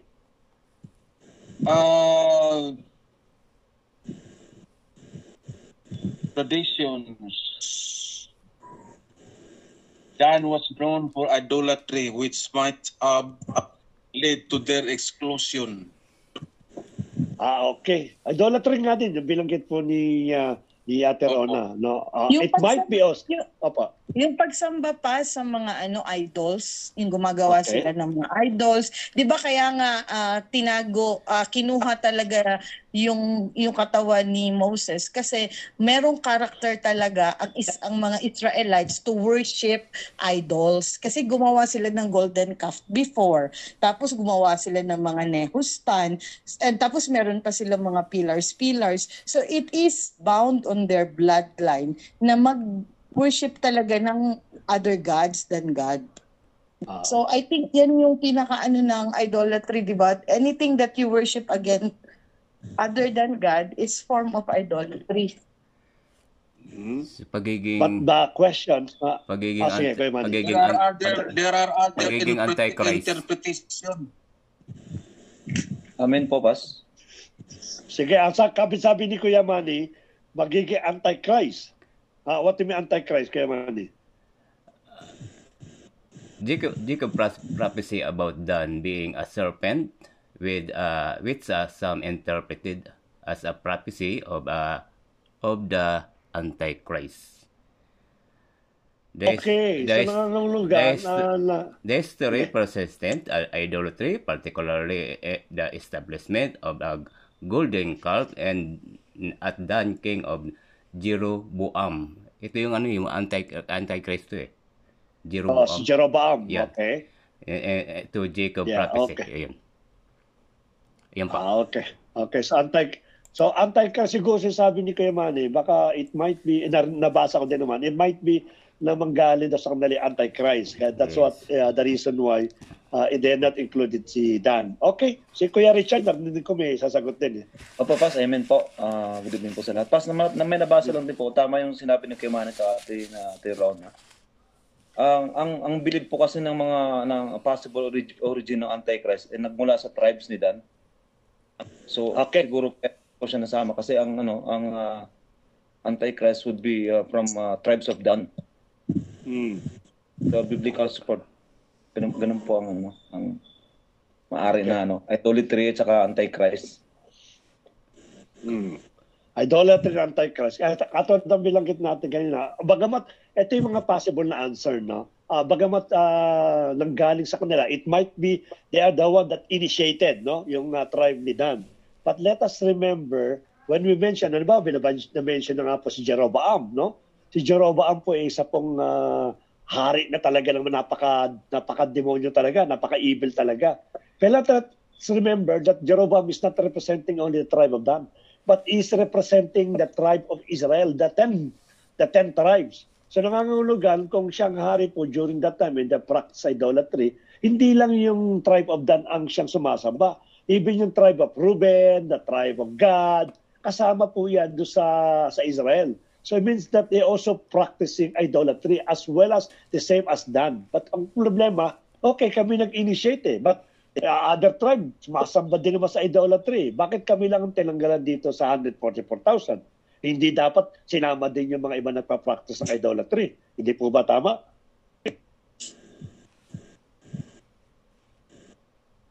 Apostate sila, Pas. Apostate. Sige po. Apostate. Try natin mamaya natin, Ronald. Sino po si Kuya Regan? Yes, sabi dito sa Pas, sa 14. Chapter 14, 1-5. Tumingin ako at nakita ko ang kordero kordero na nakatayo sa bundok ng Zion, kasama ang 145,000 ay 44,000 Okay. tao nakasulat sa kanilang noo ang pangalan ng kordero at ang pangalan ng kanyang ama. Tarinig ko Tama. mula sa langit ang isang tinig na sinlakas ng rumaragasang tubig at dagundong ng kulog. Ang tinig na narinig ko ay parang tugtugan ng mga manunugtog ng alpa. Sila'y umawit ng isang bagong awit na sa harap ng trono. At sa harap ng apat na nilalang na buhay at sa harap ng matatandang pinuno, walang matututong umawit sa awit ayon kundi ang 144 na tinubos mula sa daigdig. Ito ang mga lalaking nananatiling walang dungis at hindi nakipagtalik sa mga babae. Nanatili silang mga birhen. Sumusunod sila sa kordero saan man sila magpunta. Sila'y tinubos mula sa buong sangkatauhan bilang mga unang handog sa Diyos at sa kordero. Hindi sila nagsinungaling kailanman at wala silang anumang kapintasan.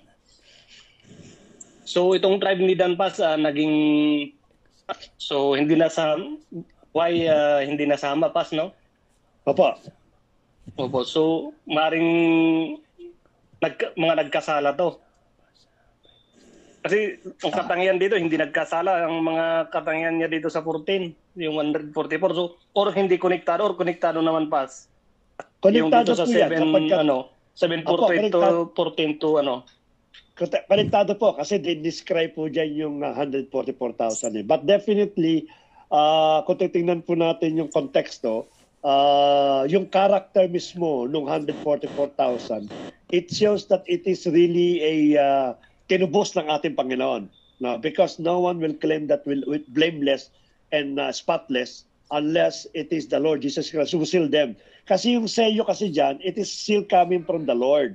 No? It means that this seal represent a blameless, spotless, sinasabi po dito. But definitely in terms of the human character, no one can claim that wala tayong kasalanan. So sinasabi lang dito kung ano yung ginawa ng seal ng ating Panginoon sa mga taong nito. Yan ang pinakano po dyan. But again, ulitin natin, when we talk about these things, katulad binanggit natin, as you can see in chapter 4 verses 48, babanggitin po dyan yung mga tribes, no? Yung talagang tribes. At uulitin po natin, itong mga taong ito, kung totoosin nga, iba sino ba yung nagkanulo kay Joseph? Sino ba yung gusto patay si Joseph? Iba itong mga tribes na ito.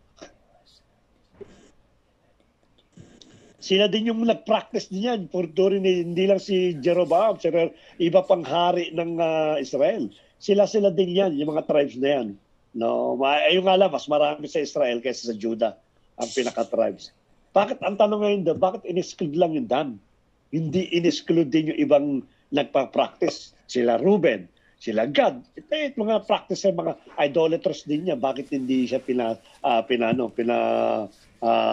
kung tutusin na natin, natandaan po din sa pag-aaral po natin, yung lahi po ni Judah, diyan ang galing sino yung nagnakaw mama sa tent na tinago? Si Achan. Galing niya sa lineage ni Judah. Opo. Pwede pong yung sa 1 Kings 12:28 to 30. Ito kasi yung dahilan, ito yung nakita ko na na-mention ang Dan. Okay, on 28, after seeking advice, the king made 2 golden calves. He said to the people, "It is too much for you to go up to Jerusalem. Here are your gods, Israel, who brought you up out of Egypt. One he set up in Bethel and the other in Dan." So siguro dahil sa kanila nilagay yung golden calves. And then on 30, and this thing became a sin. The people came to worship and the one at Bethel and went as far as Dan to worship the others. So ano talaga, idolatry talaga, Pas. Tama. Okay. Sige. At actually, kukonekta natin doon sa idolatry. And the more na paliwanag ni Kuya Regan and ni Kuya Rick, na talagang ugat po. Pero ang question kasi, katulad ng question ko, kung nag-practice ng idolatry itong Dan, nag-practice din naman yung isa, yung iba, bakit hindi sinama? Ito po ang nangyari. No? At sagutin po natin. No? Sa 2 Chronicles chapter 2 verse 14, mababasa po natin po dyan na yung pong Dan ay nagkaroon po sila, kasi atong Dan na ito, nung inilagay silang malapit doon sa sea, no? Sea of A, nakalimutan ko yung dagat eh. Ayaw nila doon. Unang-una, sabi nila, yun daw pong place nila, it is prone sa mga bansa na malalakas, na maaaring makonquer sila. Pangalawa, they don't like it because hindi daw siya isang lugar na kung saan ay magkakaroon ng malaking yaman. Yun ang pinaka-nag. Kasi during that time, nung nag-separate na sila, kumuha sila ng mga land, na-separate yung kanila po mga lupa, ay napunta si Dan sa tabi po, nalimutan ko yung sea, nakalimutan ko yan. Anyway, nakalimutan ko. Basta po, doon po sila dilagay, malapit sila sa Phoenicians. Yun ang pinaka-ano po nila. Then, nung nakita nila yung neighboring na Phoenician, this is a big, good opportunity for us to grow and to become rich. Kasi mga Phoenician kasi, katulad ng bilanggit nga ni Pastor sa message mo niya, na sino yung mga Phoenician na bilanggit mo? Asawa ni Samson. Asawa ni Samson, Phoenician, tama. No, asawa din ni Jezebel. Si Jezebel. May lahi silang Phoenicians. Mayayaman kasi ito. Si Cleopatra din. Opo, Cleopatra din, Phoenicians yan. So tingnan po nyo, when you're watching a movie about the Phoenix lady, o Phoenix mga Phoenician, mayayaman yan. No, they almost come from the land of Egypt. Alam natin nung araw, Egypt is the most powerful country nung araw. So ginawa nito, inilipat nila yung kanilang lugar doon sa Phoenix, sa Phoenician. And because of that, nagkaroon sila ng iba-ibang lipi. Nag-mix yung kanilang lipi. At tama po yung bilangat ni Ate Rona, inilagay doon sa lugar po nila Dan, yung pong isang rebulto na ginamit po nila bilang simbolo ng kanila pong Diyos.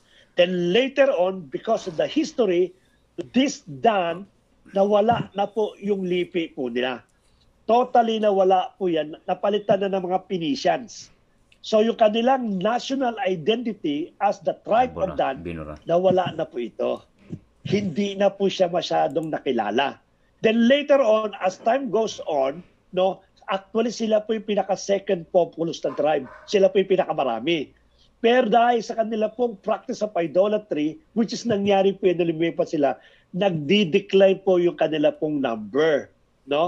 Which is the time ni Estra po, nagkaroon po ng totally wipe out ng kanila pong lipi. Nawala na po yun. Kumbaga it is not only the national identity, but the lipi of tribes is completely eradicated by the other na lipi. Napalitan na po ng napalitan. Hindi po katulad ng limbawa, nakapag-asawa po isang Mudyo ng isa pong Samaritan o nakapag-asawa po isang Canaanite, na may-maintain nila yung kanilang pagiging Mudyo. But itong Dan po, totally natalo po yung kanila pong identity. Natalo yung kanila pong pagkakilala. So therefore, during that time in the book of Revelation, there is no more tribe of Dan. Tinanggal na po ito. Kaya nagkaroon po ng double portion po si Joseph, which is si Manasseh at si Joseph ang nakakuha po ng 12,000 na i-include daw po doon sa 144,000. And that is the reason why Dan, it is not included. Maliwanag po. Amen. Opo, makita din sa Jeremiah 8:16. Ano po sinabi, Judge? Ano po sinabi sa Jeremiah 8:16? Jeremiah 8:16. Jeremiah 8:16. This verse is part of prophecy about judgment and destruction coming upon the land of Judah. Okay. Ayan po yung mga prophecy na maaari mga banggitin po. Okay.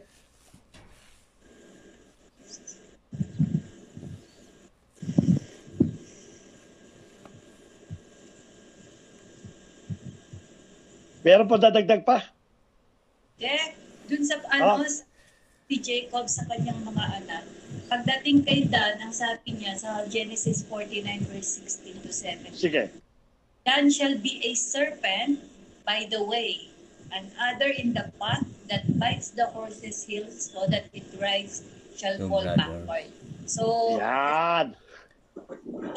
baga, talagang serpent ang ano niya, yun yung talagang destination na kasi iba yung blessing ng magulang during that time ay napaka-powerful.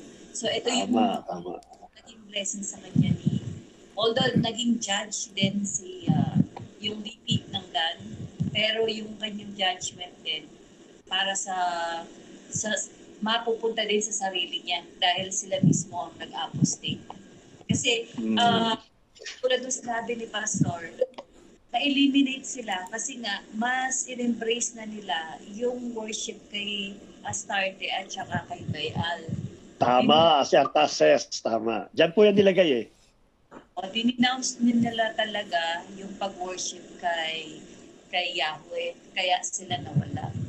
At yun ang naging daan ng kanilang, kaya sila tinawag na serpent, at yun din ang naging daan ng kanilang sariling judgment. Kaya nawala sila sa dibdib ng ni Jacob pagdating ng Revelation. Okay. Thank you very much for the additional information, Pastora. Okay, wala na pong susunod na question. Maraming salamat po.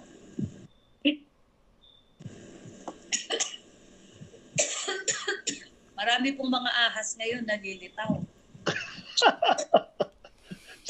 Parang may naman yung sinabi mo na yun. Yung iba nasa paligid lang. May dagdag pa rin ako. Sige pa, ate. Sige, Yamani. May dagdag pa rin ako. Anong sabi ni Tirona? Latas si Yamani po muna, para na. May dagdag pa rin po ako. Dan has been replaced by Manasseh sa Revelation 7:6. Also, Manasseh is the younger of the two brothers of Joseph and was for some reason why given the birthright. That's it. Okay. Apo, pinagtampo sila ni Manasseh. Yan po yung anak po ni Joseph. As I said, no, sabi nga, is part din po yung katulad ng binanggit ni Manny. Isa part din po yun ng eradicating, no, ni-remove yung pong tribes po nila. At si Manasseh po na siya po nagana. Agree po ako na kaya, Manny. O, di ba? Yung mga tunay na liti, tinatanggal ng Panginoon dahil sa pagiging pagsamba sa ibang mga Diyos-Diyosan at pagiging matigas ang ulo. Sino pa kaya yung ginraft lang? Di ba? Kaya sabi nga, huwag tayong magmalaki na tayo yung mga pag-ano nag-graft lang. Kumbaga, idinuktong lang tayo sa tunay na sanga. Kaya magpatuloy po tayo sa Lord magpakumbaba. Huwag tayong mayamang katulad itong mga Dan na ito. Kung ipinakwil ang tunay na anak, paano na lang ang adopted? Yun nga, yun. Ayan. Pero ang ahas talaga, kahit anong gawin mo, ahas talaga. Nature nila yan, Pas. Di ba sabi nga nung ni Pas, yung scorpion, na inano niya yung palaka, ni Lord niya yung palaka, na hindi niya daw isisting. Ganon, may mga ganon. Mas worst pa talaga yung mga ahas dahil malalaki na ulo tapos lumalakad. Parang itong si Adirona, parang may parang may laman yung sinasabi. Ano yung pinagsasabi niya? Okay. So, may question pa po ba kayo? Di si Pastor po, nag-question po. Ay, sala daw. Okay. Sige, i-reserve natin kasi maganda po yung naging question kanina namin kay Paz na pag-iwahiwalayin niya. Kasi pito-pito naman, di ba? O, 7 simbahan, 7 selyo, 7 ang tawag sa bowl. Parang 7 trumpets. Tapos 7 trumpeta. Di Tagalog nga yun. Tapos yun. So, 7 bulbs. Natin yan. Tapos, yung pinaka... 7 sealed. Yung pinaka... the last battle. Armageddon. Tsaka yung 4 horsemen, yung color, no? Color. Tatitig natin. Ayan, Pas, na ko na yan, Pas, na research ko na yan. Ayan, maganda. Maganda, para merong 4 horsemen, tsaka yung mga, yung mga yung nire-represent na country. Kasi, nag-research kasi Ate Rona. 7 countries. Na ano mo na yan, 7 Pas? countries. Na preach mo na yan about dun sa microchip. Tama. Pero dito dati bibigyan ng diin sa Book of Revelation kasi dito nabanggit yan eh. Dahil kung parang introduction pa lang tayo, nagwa-warm up pa lang tayo. So sa mga susunod na araw, maghanda po kayong mag-overtime. So, excited. Yes. Isa na ako sa excited. Kaya ngayon ay putulin na po muna natin ang ating Bible study. At gusto ko po munang i-welcome si Ate MJ Bunso. Kanina nakita ko siya. No, MJ Bunso, welcome po. Si Kuya Fedwin. At saka yung isa po. Anong pangalan nung kasama nila? Kasama nila? Si Kuya Jay talaga namang napakati. Tagal yan. Ipakita ang mga mukha. Ipakita ang mga mukha. Kuya Arnold, sino kasama mo? Ipakita ang mga mukha. Pakita daw. Nagre-request si, pakita daw ng mga mukha natin para... What? Yan. Bukas daw ng camera. Tanggalin niyo na po daw yung slide. Medyo charot talaga. Ay, tanggalin nga pala yung slide. Opo, tanggalin natin. Si may kumakain. Ano daw? Chicharon na. May chicharon pa si Kuya Richard. Kuya Honorio. Ang crunchy pass? Kuya Richard, na-miss ka namin last Friday. Glory to God. Ako lang? Kuya Richard tayo naka-assign. Bakit meron pa iba? Sige, open tayong cam para makapag-picture taking si Pastora. Kuya Richard tayo. Pastora, wala ka sa. Kuya Richard tayo. Si Kuya Dave din picture taker. Kuya Richard tayo Okay, Manny. naka-assign. Na kay Ate Rona yung natin eh. Apo. Ipapadala sa iyo yan. Budget. Kuya Manny, mag-online ka. Open camera na. Open camera. Kuya Manny, mag-camera ka. Jumel! Open yung camera, Jumel! Nagalit si John. Di ba? Romantic yung anak. Tumatakbo ka na agad eh. Opo, Kuya Jomel. Na-miss ka Kuya Jomel ni tatay mo. Dali po si Kuya Jomel. Ano nga yung pas yung nire-represent ng 144,000? Umirit pa. Okay. Hindi pa pala tapos si Kuya Jomel. Actually, yung 144,000, ano po yan? A lot of interpretation po dyan. Ang sabi nila talaga dyan, it is really kaya dali po kayo, no? Ang sabi daw po nila, it is coming for the 12 tribes of Jews, ng 12 tribes ng Israel. Mga Hudyo, no? Yung pinakano po dyan. But let us remember, just a hint, no? Kasi dapat ibang talakay din po ito talakay. But just a hint, kung ito yung manggagaling lamang sa Israel, which is yan doon yung 12 tribes, no? Paano nila mababahanginan ng Word of God outside ng kanilang bansa? Paano yung mga nasa Africa, paano sa pinakano? So, most probably, hindi ito nagre-represent talaga literally ng tribes of Israel o tribes of Jacob.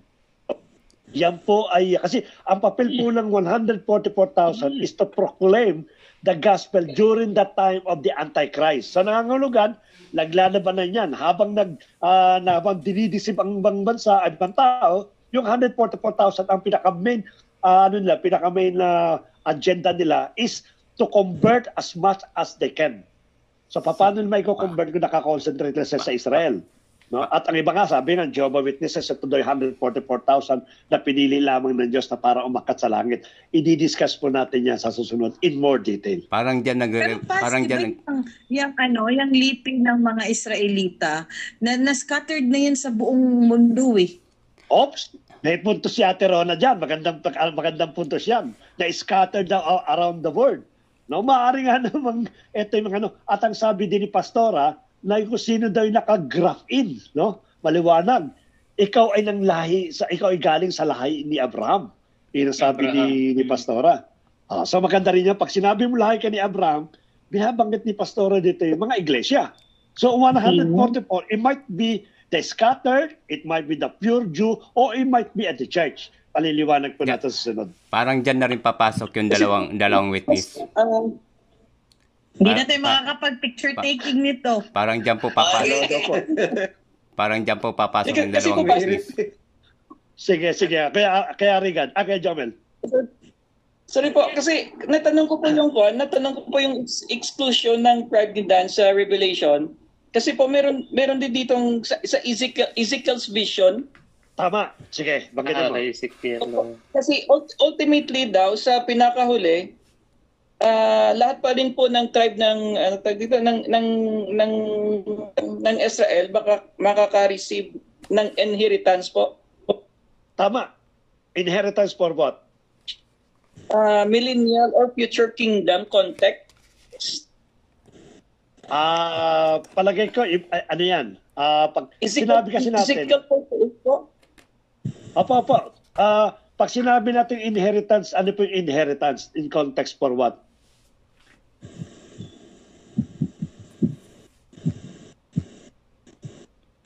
Picture mo na. Ultimate restoration daw po, Pas. Ultimate restoration. Ito yung mga keywords po dito eh. Basahin ko po. Sige. Ezekiel's vision of the restored land includes Dan receiving a portion of the inheritance in the millennial or future kingdom context. This factor suggests Dan is not permanently inherited, while Dan does not appear in Revelation 7's account of the sealed 144,000. Scripture indicates that in the ultimate restoration, every tribe, including Dan, has a share in the land. Kasi ito yung sinasabi ko sa iyo, Kuya, na pagdating kasi doon sa restoration, lalo siguro ito, pagdating sa restoration kasi, when we talk about the restoration, ito po yung millennial reign. No? I-restore kasi ng Lord the completeness or the wholeness of the Israel. No, of course, it might be, no, it might be included the tribe of Dan, but that is the restoration already. You are talking about the millennial reign, ang pinakano po doon, yung paghahari ng Panginoon, which He will restore the 12 tribes of Israel. But during that time kasi, doon sa sinasabing 144,000, it might be the consequences of Dan. Because they practice the complete idolatry. But of course, sabi nga natin yung inheritance. Kasi pag sinabi natin inheritance, no, it is not the complete wipe out. No? Maaari yung ibang practice na yung iba hindi man nagpa-practice. That will be considered these things. But later, ibibigay po natin yung ano. Banggitin po sa akin yung verse na Ezekiel. Kung saan po yung isulat lang po ninyo, then we will give them more, more detailed explanation about the inheritance. Okay po, Pas. Okay po. Okay. Thank you. Kuya Pedwin, nasa nakaan na lang nakikita ko.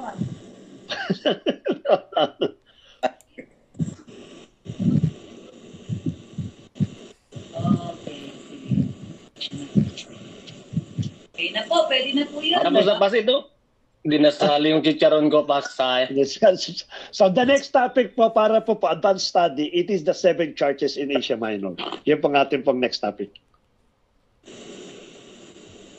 Okay. Good night po. Good night. Thank you. Bye-bye. Thank you. Good night. Good night. Dapat close prayer. Wala pa pala po.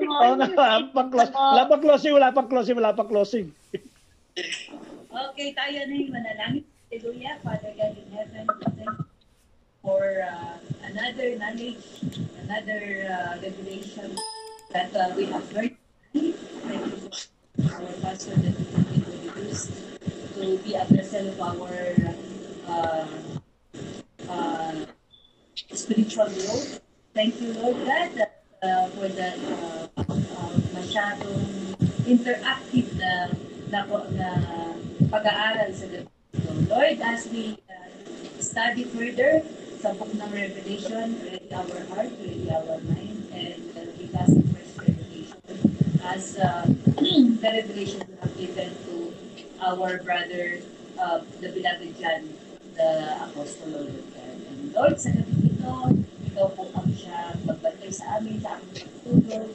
Let the ministerial angel be upon each and every one of us. No plans and wiles of the enemy shall prosper against us as we sleep. At bigyan mo kami ng kapanyahan, kalakasan, at kagalakman sa amin. To you, O Lord, adoration in Jesus' name. Amen. Amen. Amen. God bless po. Amen. God bless. God bless. God bless. God bless po. Bye-bye. Good night, everyone. Pas Irene. Ay, Pas Day. Good Apo. night. Kuya, gawin mo. Asa si Pastora? Pastora, bye-bye. Kaya Manny. Kuya, gawin mong gawin mong talyasi yung mga ulam natin. Marami tayo. Hindi malinaw sa akin, Pas Irene, yung yung message mo. Ano kaya yun? Okay na? Good night, bye-bye. Good night. Okay, bye-bye. Okay po. God bless. God bless po. Dave, Quenorio. Good night. Good night. Good night. Ron, Good night, Kuya Jack. Kay Dave, Pas. My enemy's enemy are my best My best friend. Ano nangyari? Good night po. God bless po. My Nagpahabol pa si enemy's Pastora. enemy is my best friend. Good night. Good night. Good night. Good night. Good night, everyone. Nawala si Pas.